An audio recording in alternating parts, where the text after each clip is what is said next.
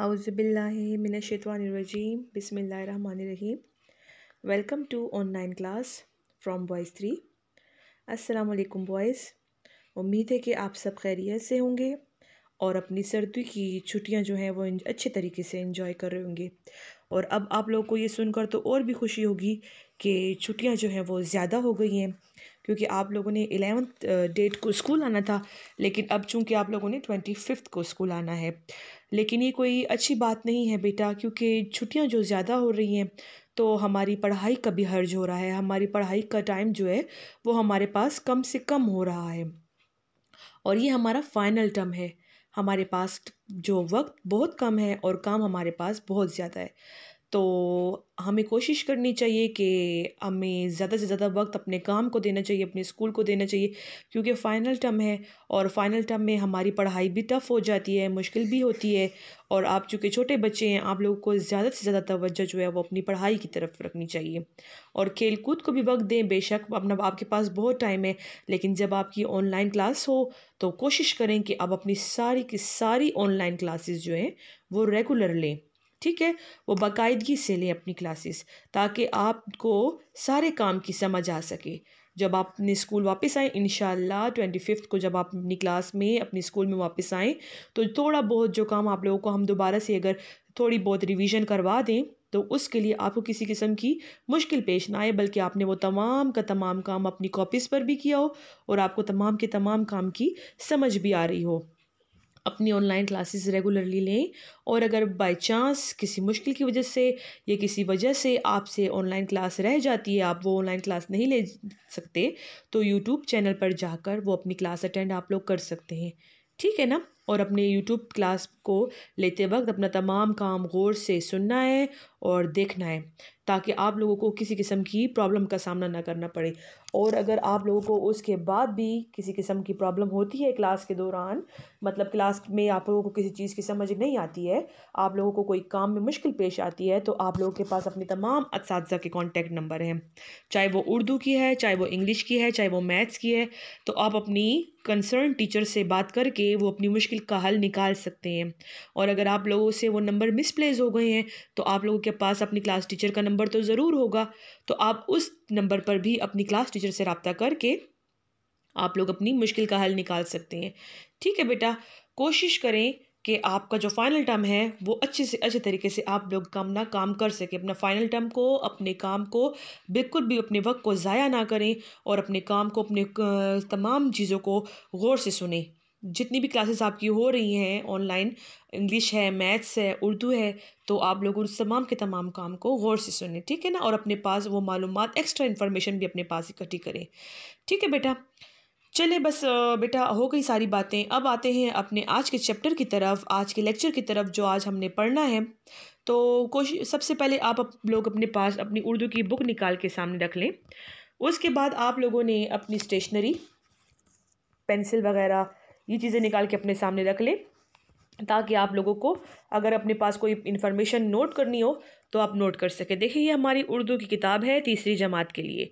ठीक है बेटा, ये हमारी उर्दू की किताब है, यही सबके पास है ना? ठीक है बेटा, चले अपने पास ये उर्दू की बुक और स्टेशनरी रख लें। अब आते हैं अपने चैप्टर की तरफ। उससे पहले मैं आप लोगों से कुछ बातें डिस्कस करना चाहती हूँ। ठीक है, उससे पहले मैं आप लोगों से कुछ बातें करना चाहती हूँ। मैं देखती हूँ कि आप लोगों को ताकि आप लोगों को लेक्चर आसानी से समझ आ सके। ठीक है बेटा, जैसा कि बेटा आप सबको मालूम है कि हम सबको किसने पैदा किया है? हम सबको अल्लाह ताला ने पैदा किया है। अल्लाह ताला ने हमारे रहने के लिए ये प्यारी सी दुनिया बनाई है। ठीक है ना? अपनी कुदरत से ये प्यारी सी दुनिया बनाई है। इस दुनिया में मुख्तलिफ़ किस्म की चीज़ें अल्लाह ताला ने पैदा की हैं। मुख्तलिफ़ किस्म की चीज़ें, नज़ारे, हर किस्म की चीज़ अल्लाह ताला ने पैदा की हैं। फिर अल्लाह ताला ने हमारे लिए इस दुनिया को आरामदेह और पुरसकून बनाने के लिए मुख्तलिफ़ किस्म की नेमतें और आसाइशें पैदा की हैं, ताकि इंसान जो है इस दुनिया में आराम से और पुरसकून तरीके से रह सके। ऐसा ही है ना? हर किस्म के फल, सब्जियाँ, बहुत सारी नेमतें, पानी, हवा, हर चीज़ अल्लाह ताला ने हमारे लिए पैदा की है, ताकि हमें इस दुनिया में रहने के लिए किसी किस्म की मुश्किल पेश ना आए। फिर अल्लाह ताला ने इन नेमतों के अलावा हर इंसान को भी बहुत सारी नेमतों से नवाजा है, जैसे हमारे माँ बाप, अगर हमारे अम्मी अब्बू ना होते तो क्या हम इस दुनिया में आते? और जब हम इस दुनिया में आ ही गए हैं तो वो हमें पढ़ा रहे हैं, हमें लिखा रहे हैं। हमारी अम्मी हमारे लिए कितना कुछ करती है, हमारे अब्बू हमारे लिए कितनी कितनी मेहनत से काम करते हैं और हमारी फीसें जमा करवाते हैं, सब कुछ। इसी तरह हमारे बहन भाई हैं, हमारे बहन भाई हमारे लिए कितनी मदद करते हैं, हर काम में, हर चीज़ में हमारी मदद करते हैं। ये सारी भी हमारी नेमतें हैं। और उसके अलावा हमारी ज़ात से मुतल्लिक जो नेमतें अल्लाह ताला ने हमें अता की हैं, जैसे आँखें, जैसे हाथ, जैसे पाँव, जैसे हर एक अज़ा को, अपने उज़्व को देख लें, हर एक जिस्म के हर एक हिस्से को देख लें, अल्लाह ताला ने हमें अता किए हुए हैं। हम आँखों से इस दुनिया के मुख्तलिफ़ किस्म के नज़ारे देखते हैं, इस दुनिया की रंगीनगी को देखते हैं। इसके बाद हमारे अल्लाह ताला ने हाथ दिए, हम अपने हाथों से तमाम काम करते हैं, हम किसी के मोहताज नहीं होते। हमें अल्लाह ताला ने हाथ दिए हुए, हम खाना खुद खाते हैं, हम इवन कि अपने लिए बनाते भी हैं खाना, कभी कभी बना भी लेते हैं, अपने हाथों से खाते हैं, अपने हाथों से तमाम काम, अपने जो मेरे मुतालिक जो काम हैं वो सारे अपने काम हम खुद करते हैं। पाँव से चलकर हम हर जगह पर आसानी से पहुंच जाते हैं। ऐसा ही है ना, हर जगह पे आसानी से चले जाते हैं। अगर अल्लाह ना करे हमारे पास हाथ ना होते, पाँव ना होते, तो हम तो दूसरों के मोहताज होते। हम कहते हमें दूसरा पानी उठाकर पिला दे क्योंकि मेरे हाथ नहीं है। अगर पाँव ना होते और अगर मुझे किधर जाना होता तो दूसरा उठाकर मुझे लेकर जाए, या मुझे किसी चेयर पे बिठा दिया जाए तो मैं तब उधर चली जाऊँ। ऐसा ही होता है ना। तो अल्लाह ताला ने हमें जो जिस्म के आज़ाद फरमाए हैं, तो वो भी हमारे लिए नेमतें हैं, बहुत बड़ी नेमतें हैं। इसी तरह अल्लाह ताला ने हमें बोलने के लिए ज़बान दी है। हम बोलते हैं, जब इंसान को कोई तकलीफ़ होती है, जब हमें कोई तकलीफ़ होती है तो हम बोल कर उसका इज़हार करते हैं। हमें जब खुशी होती है तो हम बोल कर उसका इज़हार करते हैं कि मुझे ये चीज़ बहुत अच्छी लगी है। हमें तकलीफ़ होती है तो हम रो पड़ते हैं, हम बोलते हैं मुझसे कि मुझे अभी तकलीफ़ हो रही है, मुझे अभी इस जगह पे दर्द हो रहा है। हम इन चीज़ों से बोल कर अपनी बातों का इज़हार कर देते हैं, अपनी तकलीफ़ जो है वो हम बयान कर देते हैं। अच्छा, अब इंसान बोलना कब सीखता है? देखिए बेटा, इंसान तो बोलना सीख जाता है। बोलना उस वक्त सीखता है इंसान, छोटा जब होता है तो इंसान बोलना सीखता है। लेकिन बोलना वो कैसे सीखता है? जब वो सुनता है, जब वो आपकी बातों को गौर से सुनता है तो वो बोलना सीख जाता है। आप अपने घर में एक छोटा सा बच्चा ले लें, आपका छोटा बहन भाई होगा ना, आप उसको देख लें, आप खुद देखें कि वो तो बहुत छोटा सा होता है ना। वो आप जब उसके साथ कोई बात करना चाहते हैं, जैसे हम उसको स्टार्ट में सिखाते हैं कि ये मामा है, ये बाबा है, ये भाई है, ये बेबी है, इस तरह की बातें हम उनके साथ करते हैं ना, ठीक है। तो वो हमारी बातों को सुनता है। वो बच्चा जो होता है छोटा सा, वो हमारी बातों को गौर से सुनता है, वो हमें देखता है। आहिस्ता आहिस्ता जब वो सुनता है तो वो बोलना सीख जाता है, ठीक है ना। अब छोटा सा बच्चा है, वो उसको तो नहीं पता कि मेरे घर में पश्तो बोली जाती है, कि मेरे घर में उर्दू बोली जाती है, या मेरे घर में कोई और ज़बान बोली जाती है, या फ़ारसी बोली जाती है। जो ज़बान आप उसके साथ रोज़ बोलेंगे, आखिरकार वो वही ज़बान सीख जाता है। आपके घर में आप पश्तो स्पीकर हैं, फॉर एग्जांपल आप पश्तो बोलते हैं, तो आप अपने घर में आपके पेरेंट्स जो हैं वो जब बहुत ज़्यादा पश्तो बोलते हैं तो आप लोग पश्तो बोलना सीख जाते हैं। आप जब बड़े होते हैं तो आपको पश्तो आसानी से आती है। इसी तरह जो अंग्रेज़ होते हैं वो अपने ज़ाहिरी बात है, अपनी कंट्री के मुताबिक, अपनी नेशनल लैंग्वेज के मुताबिक इंग्लिश बोलते हैं अपने बच्चों के साथ। तो वो बच्चे जो होते हैं वो बचपन से ही इंग्लिश बोलना सीख जाते हैं। आप उस वक्त बोलना सीखते हैं जब आप गौर से सुनते हैं किसी चीज़ को, जब सुनते हैं, ठीक है ना। जब सुनता है इंसान तो फिर वो बोलना भी सीखता है। अब देखिए, अपनी क्लास की तरफ देखते हैं, ठीक है ना। अपनी क्लास को देखते हैं कि जैसे कि अब हमने कोई न्यू चैप्टर शुरू करना है, ठीक है ना। अब हम कोई न्यू चैप्टर पढ़ने वाले हैं आज, तो उसमें ज़रूर कोई ना कोई डिफ़िकल्ट वर्ड ज़रूर होते हैं, मुश्किल अल्फाज ज़रूर होते हैं। तो जब आपके असातिज़ा जो हैं, आपके टीचर्स जो हैं, जब वो आपके सामने मुश्किल अल्फाज बोलते हैं, रिपीट करते हैं, बार बार बोलते हैं, कोई मुश्किल अल्फाज होते हैं उसके मायने समझाते हैं आपको, वो बोलते हैं, आप सुनते हैं ना, गौर से सुनते हैं। आप जब सुनते हैं तो फिर आपको वो अल्फाज बोलने में आसानी हो जाती है। अगर अचानक से मैं आपको खड़ा कर देती हूँ कि खड़े हो जाएं और बताएं कि ये क्या लफ्ज़ लिखा हुआ है, आपने तो कभी पढ़ा ही नहीं है, आप कहेंगे मैडम मैं तो अभी इस क्लास में आया हूँ, ये लफ्ज़ तो मैंने कभी सुना ही नहीं है, तो ये लफ्ज़ तो मुझे पढ़ना ही नहीं आता, तो मैं तो नहीं पढ़ सकता। इंसान कन्फ्यूजन हो जाती है, समझ नहीं पड़ती कि क्या लिखा हुआ है। लेकिन जब वो लफ्ज़ जो है वो आपके आगे 1 से 2 बार दोहराया जाता है, 3 बार दोहराया जाता है, आपको पढ़ने में आसानी हो जाती है, आप उसी वक्त पढ़ना सीख जाते हैं, आप बोल पढ़ते हैं कि ये लफ्ज़ तो ये लिखा हुआ है, ठीक है। इसी तरह होता है ना। तो आखिरकार आप जब अपने वो लफ्ज़ों को गौर से सुनते हैं तो आप बोलना सीख जाते हैं, ठीक है ना। हम अक्सर क्लास में भी आपको कहते हैं कि बेटा खामोशी के साथ लेक्चर सुने ताकि आप लोगों को समझ आए। जब आप लोगों को समझ आती है तो आप बोल पढ़ते हैं। अब जो ये बेटा हम चैप्टर पढ़ने वाले हैं आज का, ये जो हम चैप्टर आज का पढ़ने वाले हैं, इस चैप्टर में भी इसी तरह है कि इस चैप्टर का नाम है सुनती आंखें बोलते हाथ। अब सुनती आंखें और बोलते हाथ का मतलब क्या है।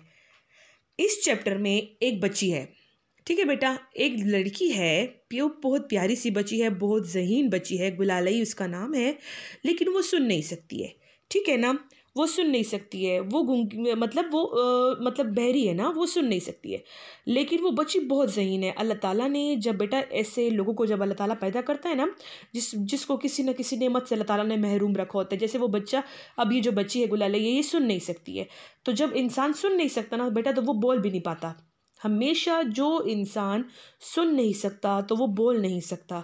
ज़रूरी नहीं कि वो गूंगा होगा तो वो बहरा हो तो वो गूंगा भी हो सकता है कि उसकी आवाज़ हो, लेकिन उसको बोलना नहीं आता क्योंकि वो सुनता नहीं है।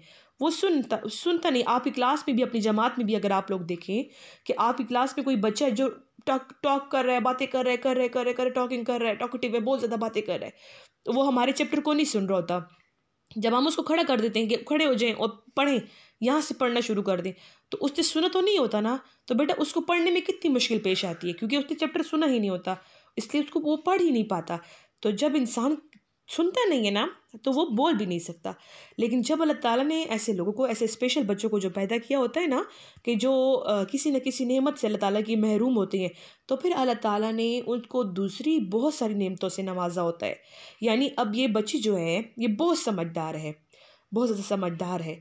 अब ये सुन तो नहीं सकती है, इसको आवाज़ तो नहीं आती है, यहाँ तक कि कभी उसने अपनी आवाज़ भी नहीं सुनी है, वो किसी की आवाज़ नहीं सुन सकती है, लेकिन वो लोगों के हाथों के इशारों को समझती है, वो लोगों के होंठों की हरकत को समझती है। यानी जो भी लोग कोई बात करते हैं वो हाथों के इशारे से और साथ में उनकी होंठों की हरकत से समझती है कि ये मुझे क्या कह रहा है इस वक्त पे। तो वो उनके इशारों से समझती है और सारी बात को समझती है। ये जो स्पेशल बच्चे होते हैं बेटा, इनकी दूसरी अलग स्कूल्स भी होती हैं और इनकी अलग किताबें भी होती हैं जहाँ पर इनको ये बोलना और पढ़ना और सिखाया जाता है, ठीक है। अब जिस तरह के अंधे बच्चे होते हैं बेटा, अंधे भी होते हैं ना, जब अंधे बच्चे होते हैं तो उनकी भी देखिए अलग सी स्कूल होती है, अलग सी उनकी किताबें होती हैं, उनकी किताबें भी दूसरी किस्म की होती है। देखिए आप लोगों ने भी देखी होंगी कि उनकी किताबों के ऊपर अक्सर वो छोटे छोटे से डॉट्स बने होते हैं, जो अंधे होते हैं, जो देख नहीं सकते, तो वो छोटे छोटे से डॉट्स बने होते हैं उनके ऊपर, वो उनके ऊपर फिंगर टिप्स के ज़रिए, अपनी फिंगर के ज़रिए उन डॉट्स को देखते हैं, पकड़ते हैं और फिर वो अल्फाज बनाना सीखते हैं कि यानी ये लफ्ज़ लिखा हुआ है, ये लफ्ज़ लिखा हुआ है। ऐसा ही होता है ना, ये जो स्पेशल बच्चे होते हैं तो इनकी अपनी स्पेशल अलग स्कूल्स होती हैं, अलग इनकी किताबें होती हैं, ठीक है ना। अब ये जो हमारा चैप्टर है सुनती आंखें बोलते हाथ, ये आपकी बुक में किताब के सफ़ा नंबर सफ़ा करिए बेटा, मैं बताती हूँ आपको, किताब के सफ़ा नंबर 63 पर है, ठीक है। आप ये किताब के सफ़ा नंबर 63 पर ये आपका चैप्टर है सुनती आंखें बोलते हाथ, ठीक है बेटा। अब इसमें हमारे पास ख़ास अल्फाज हैं। ख़ास अल्फाज में पहला लफ्ज़ है मेरे पास, इसमें पहला वर्ड है मेरे पास बातचीत। पहला लफ्ज़ है बातचीत। बातचीत किसे कहते हैं? बातचीत कहते हैं गुफ्तगू को, बात करने को। हरकत कहते हैं हिलना, हरकत करना। हम अक्सर देखते हैं हिल रहे जुल रहे होते हैं, इसे हरकत करना कहते हैं। नंबर 3 वर्ड है मेरे पास चार्ट। चार्ट किसे कहते हैं? हम किसी चीज़ का अक्सर चार्ट बना लेते हैं ना, इसे जदवल कहते हैं, जदवल, ठीक है। चार्ट कहते हैं जदवल, कोई चीज़ अपने पास हम नोट कर लेते हैं, कोई चीज़ अपने पास लिख लेते हैं, उसे जदवल कहते हैं। मशहूर, मशहूर का मतलब है नामवर, किसी का नाम हो जाना। कोई मशहूर हो जाता है ना, यानी उसका हर तरफ नाम हो जाता है, चर्चा हो जाता है, तो वो मशहूर हो जाता है। अब नेक्स्ट वर्ड है मेरे पास हरूफ। हरूफ हर्फ की जमा है, सही है ना, हरूफ जो है वो हर्फ की जमा है। और हर्फ कौन से होते हैं? अलीफ, बे, पे, ते, टे, से। ये जो सारे के सारे हैं ना, ये एक एक हर्फ है। अलिफ एक हर्फ है, बे दूसरा हर्फ है, पे तीसरा हर्फ है। तो ये जब सारे हमको इकट्ठा बोलते हैं तो हम कहते हैं हरूफ। ठीक है ना, एक होता है हर्फ और बहुत सारे होते हैं हरूफ। जैसे कि हम कहते हैं हरूफ तहजी लिखें, यानी बहुत सारे हरूफ होते हैं ना, तो हरूफ तहजी लिखें। उसके बाद अपने चैप्टर पर आते हैं। शानी और गुलालई आपस में सहेलियां हैं। सहेलियां फ्रेंड्स को कहते हैं। जब लड़के लड़की आपस में फ्रेंड्स होते हैं तो उनको हम दोस्त कहते हैं, और लड़की लड़की जब आपस में फ्रेंड्स होती है तो हम उन्हें सहेलियां कहते हैं। शानी और गुलालई जो हैं वो आपस में फ्रेंड्स हैं, आपस में सहेलियां हैं। दोनों एक ही गली में रहती हैं। गुलालई बहुत ही ज़हीन और प्यारी बच्ची है। ज़हीन है मतलब बहुत समझदार है, बहुत अक्लमंद है, मगर वो सुन नहीं सकती। उसने आज तक कोई आवाज़ नहीं सुनी, हत्ता कि उसने अपनी आवाज़ भी नहीं सुनी। लेकिन वो बहुत सारी बातें समझ सकती है। वो बहुत सारी बातें समझा भी सकती है। शानी चल नहीं सकती, वो गुलालई की दोस्त है। यानी देखिए बेटा, ये दो फ्रेंड्स हैं ना, शानी और गुलालई। शानी जो है वो चल नहीं सकती, वो पाँव से माजूर है, वो चल नहीं सकती, उसको व्हीलचेयर पे लाया ले जाया जाता है। और गुलालई जो है वो सुन नहीं सकती। जब वो सुन नहीं सकती बेटा तो वो बोल भी नहीं सकती, लेकिन वो बहुत समझदार है। वो बहुत सारे लोगों की हाथों के इशारों से उनकी बातें समझ जाती है। सुनती आंखें, देखिए अपनी वो आंखों से सुनती है। हम कानों से सुनते हैं ना, लेकिन वो तो कानों से नहीं सुन सकती है, उसको तो कानों से आवाज़ नहीं आती है, लेकिन वो अपनी आंखों से सुनती है। वो दूसरों को देखती है कि वो क्या बात कर रहे हैं, तो वो अपनी आंखों से उनके हाथों को देखती है, तो वो उनके होंठों को देखती है। ठीक है, तो यानी उसकी आंखें जो है वो सुनती हैं। और बोलते हाथ, यानी वो हाथों के इशारों से दूसरों से बात करती है। ये देखिए, आपको यहाँ पर एक पिक्चर नज़र आ रही होगी। देखिए बेटा, ABCDEFGH, ये जितने भी अल्फाज लिखे हुए ये हाथों के इशारे। मैंने आपसे कहा था ना बेटा कि ये इन स्पेशल बच्चों की स्पेशल सी क्लासेस होती हैं, इनकी स्पेशल स्कूल होती है जहाँ पर इनको इस तरीके से सिखाया जाता है। देखें, ए का इशारा किस तरीके से किया गया है, बी का कैसे किया गया है, सी का कैसे किया गया है, डी का कैसे किया गया है, ई कैसे लिखा जाता है, एफ कैसे लिखा जाता है। ये सारे अल्फ़ाबेट्स इनको इस तरीके से सिखाए जाते हैं। अब फिर जैसे ही इनको कोई बात समझानी होती है तो ये या तो स्पेलिंग्स के ज़रिए इनको बता दी जाती है कि मैं आप लोगों से ये वर्ड कह रही हूँ, या फिर इनको दूसरे तरीके से हरूफ तहजी की लिहाज से भी ये वो वर्ड्स होते हैं, तो वो उनको उस तरीके से भी सिखाया जाता है। ठीक है ना। यहाँ पर देखें, कुछ लोग भी आपको नज़र आ रहे होंगे अब इसमें। अब देखिए, कुछ यहाँ पर इशारा, हाथों के इशारों से बात की जा रही है। वट का इशारा देखिए वो किस तरीके से कर रही है, वट। वेयर का इशारा देखिए, अपने दोनों हाथों को उसने फैला दिया है और दोनों अपने हाथों से इशारा करके वो बता रहे हैं कि वेयर यानी कहाँ जा रही हो। हु उसके देखिए हाथों के इशारों से वो समझा रहा है कि हु। विच का देखिए इशारा किस तरीके से किया गया है, विच का क्या मतलब है। वैन का क्या, किस तरीके से वैन का इशारा किया जा रहा है कि वैन यानी कब। और व्हाट टाइम, वर्ड का उसने देखिए, वर्ड का उसने ऐसे ही इशारा किया जैसे यहाँ पर उसने वर्ड का इशारा किया हुआ है। देखिए, वर्ड का इशारा उसने जब समझा दिया तो यहाँ पर भी वो वर्ड का इशारा कर रही है। और टाइम वो अपने हाथ की घड़ी की तरफ इशारा कर रही है कि व्हाट टाइम यानी टाइम क्या है। समझ आ रही है ना बेटा। ये उन लोगों की जो सुन नहीं सकते, उनकी ये देखें अलग सी लैंग्वेज होती है, अलग तरीके से उनको बताया जाता है। ठीक है ना। अब हमारा नेक्स्ट पेज है। नेक्स्ट पेज पे आ जाएं सब बच्चे, पेज नंबर 64 पर। देखें यहाँ पर भी ये छोटा सा ये फिंगर्स से देखें निशान बनाए गए हैं फिंगर से। ये देखिए फिंगर्स के ज़रिए बताया गया है कि यानी AM कैसे लिखा जाता है, N कैसे लिखा जाता है, O कैसे लिखा जाता है, P कैसे लिखा जाता है। ठीक है ना। ये जदवल बनाया गया है, ये चार्ट सा बनाया गया है। शानी ने गुलालई से उसकी ज़बान सीख ली है। अब शानी और गुलालई जो हैं, उस शानी ने, क्योंकि शानी तो चल नहीं सकती ना, तो उसने अपनी दोस्त से यानी गुलालई से उसकी ज़बान सीख ली है। अब दोनों एक दूसरे से बहुत सी बातें कर लेती हैं। ठीक है, ज़ाहिरी बात है, दोनों फ्रेंड्स हैं, दोनों सहेलियाँ हैं, तो अब दोनों एक दूसरे से बातें कर लेती हैं। दोनों ने एक दूसरे की ज़बान सीख ली है और वो दोनों एक दूसरे से बातें कर लेती हैं। क्योंकि वो तो बोल नहीं सकती है, तो वो उसकी हाथों के इशारों से उसकी अपनी फ्रेंड की सारी तकलीफ़, सारी बात समझ जाती है। जब लोग आपस में बातचीत करते हैं तो गुलालई जान जाती है कि कौन खुश है यानी जब लोग भी आपस में बातचीत कर रहे होते हैं ना तो गुलालई को समझ पड़ जाती है। शानी तो सुन सकती है ना बेटा, उसके तो सिर्फ पाँव काम नहीं करते, लेकिन गुलालई तो सुन नहीं सकती, लेकिन वो अपनी आंखों से, यानी सुनती आंखें, वो अपनी आंखों से समझ जाती है कि कौन खुश है, कौन उदास है, कौन गुस्से में है। जब कोई बात कर रहा होता है तो गुलालई उनके होंठों की हरकत को गौर से देखती है।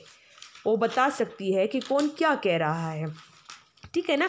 ज़ाहिरी बात है, वो सीख चुकी होगी, वो अब तक वो बड़ी हो चुकी है तो वो सारी बातें सीख चुकी है। वो बता देती है, वो होंठों की हरकत को समझ जाती है और वो बता देती है कि कौन सा बंदा जो है वो क्या बात कर रहा है। अस्सलाम वालेकुम, माफ़ कीजिएगा, शुक्रिया, सुनिए, देखिए, अल्लाह हाफिज़, इधर आ जाइए, अजान हो रही है, वगैरह से तो वो खूब वाकिफ़ हो चुकी है। मतलब ये वाली जो बातें हैं ना, ये जो अल्फाज मैंने आपसे बोली हैं, अस्सलाम वालेकुम, माफ़ कीजिएगा, शुक्रिया, सुनिए, देखिए, या अल्लाह हाफिज़, इधर आइए, आज़ान हो रही है, वगैरह से तो वो खूब वाकिफ़ हो चुकी है। यानी ये वाली बातें जो है तो वो उसको अच्छे तरीके से समझ आ चुकी हैं।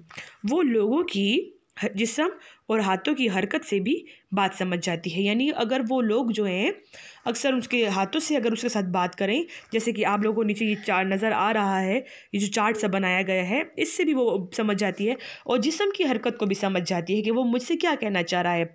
इसके लिए लोगों के हाथ अल्फाज जैसे हैं, यानी जो लोग बात करते हैं ना हाथों से तो उसको समझ जाती है, वो अल्फाज बोल रहे होते हैं, यानी बोलते हाथ हैं ये, वो हाथ उसके आगे बोल रहे होते हैं, अल्फाज की तरह बोल रहे होते हैं, बोलते हुए हाथ। और शानी जो है वो अपनी आंखों से सुनती है, यानी सुनती आंखें।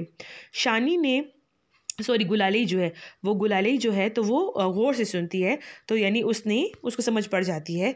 अच्छा, शानी ने एक बड़ा अच्छा काम किया है, उसने गुलालई के साथ मिलकर एक चार्ट बनाया है, यानी बोलती उंगलियां। ये देखिए, ABCDEFGH, ये सारे आप लोगों को नज़र आ रहे हैं ना बेटा। अभी पिछली तस्वीर में भी हमने देखे थे, ये सारे जो अल्फाज हैं, ये Z का, X का, Y का, U का, ये सारे अल्फ़ाबेट्स जो हैं, ये सारे जो वर्ड्स हैं, हरूफ हैं, इसके उन्होंने हाथ उंगलियों के इशारों से ये सारी चार्ट बना दिया है, ताकि उसको किसी किस्म की, गुलालई को किसी किस्म की तकलीफ़ ना हो और वो उसको हम अपना मैसेज जो है, अपनी बात जो है वो अच्छे तरीके से समझा सकें।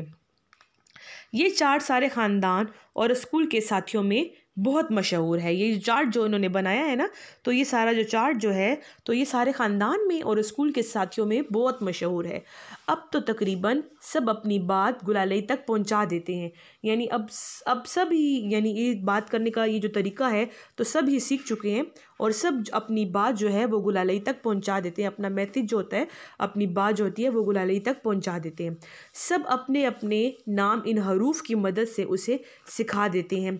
यानी देखें, अब नाम जो बताना चाहते हैं, फॉर एग्ज़ाम्पल कि आप अली कहना चाहें तो अपने हाथ के इशारों से सबसे पहले ए का दबाएं।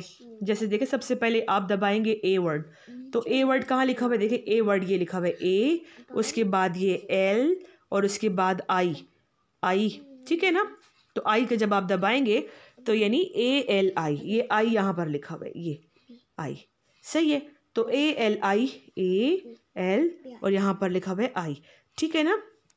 तो ALI को दबाते हैं तो अली का मतलब समझ पड़ जाता है, यानी ये अली का कह रहे हैं। इस तरह दूसरा कोई नाम होगा, जो भी नाम होगा, जैसे फहद, FA, फिर हम दबाएंगे H को, H से H का इशारा करेंगे कि यानी देखिए ये H है, फिर A का इशारा करेंगे, फिर D का इशारा करेंगे, तो यानी फहद नाम बता रही है। तो वो अपने हाथों के इशारों से अब गुलालई को अपने नाम जो हैं वो बता देते हैं कि हमारा ये नाम है और हमारा ये नाम है, ठीक है ना, समझ आ गई ना। सब अपने अपने नाम इन हरूफ की मदद से सिखा दिए हैं। गुलालई की अम्मी, अब्बू और नानी ने चंद और इशारे भी शानी को सिखा दिए हैं। या ज़ाहिर बात है, गुलालई की जो अम्मी है तो उनकी तो वो बेटी लगती है, तो उनको अपनी बेटी को बात सिखाने के लिए, अपनी बेटी से बात करने के लिए उनको उनसे ज़्यादा इशारे मालूम होंगे। अब्बू को भी बात करने के लिए, अपनी बेटी से बात करने के लिए काफ़ी इशारों की ज़रूरत होती होगी। वो अपने बेटी को बात करने के लिए या बात सुनने के लिए, समझने के लिए उन्होंने भी ये इशारे सीखे होंगे। इस तरह नानी ने भी बहुत से सीखे हुए हैं, तो उन्होंने शानी को और भी इशारे करना, यानी इशारों से बात करना सिखा दी है। इशारे की ज़बान तो और भी आसान है, यानी इशारों की जो ज़बान है ना वो तो और भी आसान है। जब दोनों मोहल्ले की बेकरी जाती हैं तो शानी इशारों की मदद से समझ जाती है कि गुलालई को क्या चाहिए। जूस, मूंगफली, मक्खन, सैंडविच या चिप्स, ठीक है ना। तो उसको समझ पड़ जाती है कि उसको क्या चाहिए। अगर शानी को देखकर दूसरे मिलने जुलने वाले भी इशारों की ज़बान सीखने की कोशिश कर रहे हैं। अगर गुलालई कानों से नहीं सुन सकती तो क्या हुआ, उसकी आंखें सुनती हैं और उसके हाथ बोलते हैं, जो कि हमारे चैप्टर का नाम था सुनती आंखें बोलते हाथ। ठीक है, आपको समझ आई बेटा इस चैप्टर की ना? तो आप लोगों को समझ आ रही है ना? इसके बाद दोबारा से आपको मैं बताऊं, क्या आप भी ये ज़बान सीखना चाहेंगे? यानी आप लोग भी चाहते हैं कि ये वाली ज़बान हम सीख जाएं, तो आप लोग भी ये ज़बान सीख सकते हैं। उसके बाद आते हैं बेटा हमारे पास वर्ड्स हैं अल्फाज मायनी। अल्फाज मायनी है बातचीत का मतलब है गुफ्तगू। नंबर 2 वर्ड है चार्ट यानी जदवल। नंबर 3 वर्ड है हरकत यानी हिलना या घूमना। नंबर 4 वर्ड है मशहूर, नाम होना, चर्चा होना। नंबर 5 वर्ड है ज़हीन, होशियार। नंबर 6 वर्ड है खूब यानी बहुत अच्छा या उम्दा। नंबर 7 वर्ड है वाकिफ़ यानी जानने वाला। वाकिफ़ जिसको आप जानते हैं, जिसको आप पहचानते हैं, आपके जानने वाला। सही है, जानने वाला का चैप्टर का मतलब हो गया, वाकिफ़ का मतलब हो गया जानने वाला। ठीक है, उसके बाद है नेक्स्ट वर्ड है मेरे पास, अच्छा ये हो गए हमारे पास मीनिंग्स। उसके बाद है आपका होमवर्क। ठीक है बेटा, अब आपको मैं बताने वाली हूँ आपका होमवर्क कि आप लोगों ने अपनी बुक पर होमवर्क कौन सा करना है। ठीक है बेटा, ये बुक का होमवर्क है। ये काम जो आपको मैं बता रही हूँ ना, ये आपने बुक के ऊपर करना है। ठीक है, आपका होमवर्क क्या है? किताब के सफ़ा नंबर 67 पर मश्की सवाल नंबर 4 किताब पर करें। किताब के सफ़ा नंबर 67 पर चले बेटा, अपनी बुक का सफ़ा नंबर 67 सब बच्चे ओपन करें। किताब का सफ़ा नंबर 67 का जो है आपका सवाल नंबर 4, तो वो आपने करना है। ठीक है बेटा, किताब का सफ़ा नंबर 67 पे सवाल नंबर 4 क्या है? मुज़क्कर के मुअन्नस लिखें। जैसे पड़ोसी का है मुअन्नस पड़ोसन, वैसे क्या होगा लड़का का लड़की, दोस्त का क्या होगा सहेली, नाना नानी, गुड्डा गुड़िया, उस्ताद उस्तानी। ठीक है, एक मर्तबा दोबारा से रिपीट कर रही हूँ। मुज़क्कर के मुअन्नस लिखें जैसे पड़ोसी पड़ोसन, लड़का लड़की, दोस्त सहेली, नाना नानी, गुड्डा गुड़िया, गुड्डा का गुड्डी नहीं लिखना, गुड्डा का गुड़िया होता है, उस्ताद उस्तानी। ठीक है बेटा, समझ आई आप लोगों को ना? ये आप लोगों के हो गए मायने। ठीक है, ये आप लोगों के हो गए मायने। उसके बाद मैं चाहती हूँ कि मैं एक मर्तबा दोबारा से आप लोगों के साथ ये जो चैप्टर है ये रिपीट करूँ, ताकि आप लोगों को अच्छी तरीके से समझ आ जाए। ये हमारा जो चैप्टर है, इस चैप्टर का नाम जो है वो है सुनती आंखें और बोलते हाथ। यानी आप लोगों की जो जिन बच्चों को सुनाई नहीं देता, तो ऑब्वियसली बेटा वो बच्चा बोल भी नहीं सकता। जब वो सुनता है तो उसको समझ आती है, तो वो फिर बोलना भी शुरू कर देता है। ठीक है ना, जब वो सुनता है तो उसको समझ आती है, तो फिर वो बोलता भी है। इस तरह शानी और गुलालई जो हैं, ये दो आपस में सहेलियाँ हैं, दो आपस में फ्रेंड्स हैं। एक जो है शानी जो है वो चल नहीं सकती, उसकी टांगें वो टांगों से माजूर है, और जो गुलालई है वो उसकी जो फ्रेंड है वो बेटा सुन नहीं सकती है। जब वो सुन नहीं सकती है तो वो बोल भी नहीं सकती है। इसी तरह होता है, जब भी आप कुछ चीज़ सुनते नहीं हैं तो आप मतलब फिर आपको समझ नहीं आती, आप वो बोल भी नहीं सकते हैं। ठीक है ना, जब इंसान सुन नहीं सकता तो फिर इंसान बोल भी नहीं सकता। लेकिन जो गुलालई है वो बहुत अच्छी और प्यारी बच्ची है, तो वो सुन नहीं सकती, वो बोल भी नहीं सकती, वो इवन कि आज तक उसने अपनी आवाज़ भी नहीं सुनी, आज तक उसने अपनी आवाज़ भी नहीं सुनी, लेकिन वो बहुत सारी बातें जो है वो समझ सकती है। लोगों के हाथों के इशारे से, लोगों की जिस्म की हरकत से, लोगों की होंठों की हरकत से वो बहुत सारी बातें जो हैं अब वो समझ जाती है, और बहुत सारी बातें वो इसी तरह दूसरों को समझा भी देती है। शानी उसकी बहुत अच्छी दोस्त है। शानी ने उसको उसकी ज़बान सीख भी ली है और उसको ज़बान अपनी बात जो है वो उसकी बात समझ भी सकती है, तो उसकी वो अपनी बात समझा भी देती है। ठीक है ना। देखिए अब यहाँ पर आपको वो दोबारा से मैं पिक्चर दोबारा से दिखा रही हूँ, आप लोग देख लें कि देखिए इसमें देखें वट का इशारा वो किस तरीके से कर रही है। वट वेयर का इशारा वो कैसे कर रही हैं, ये हाथों से बोली जाती है ज़बान। बेटा ये बोलते हाथ हैं। ठीक है, ये हाथों से जो आपको इशारे किए जाते हैं ना, तो यानी आप हाथों से बोल रहे हैं, बात समझाने की कोशिश कर रहे हैं। हु मतलब कौन, विच का इशारा करने का स्टाइल देखे कि विच कैसे इशारा किया जा रहा है। विच यानी कौन सा।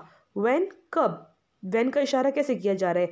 व्हाट टाइम, देखिए व्हाट का इशारा उसी तरीके से किया जा रहा है जैसे यहाँ पर किया था, लेकिन टाइम का इशारा वो हाथ की तरफ कर रही है।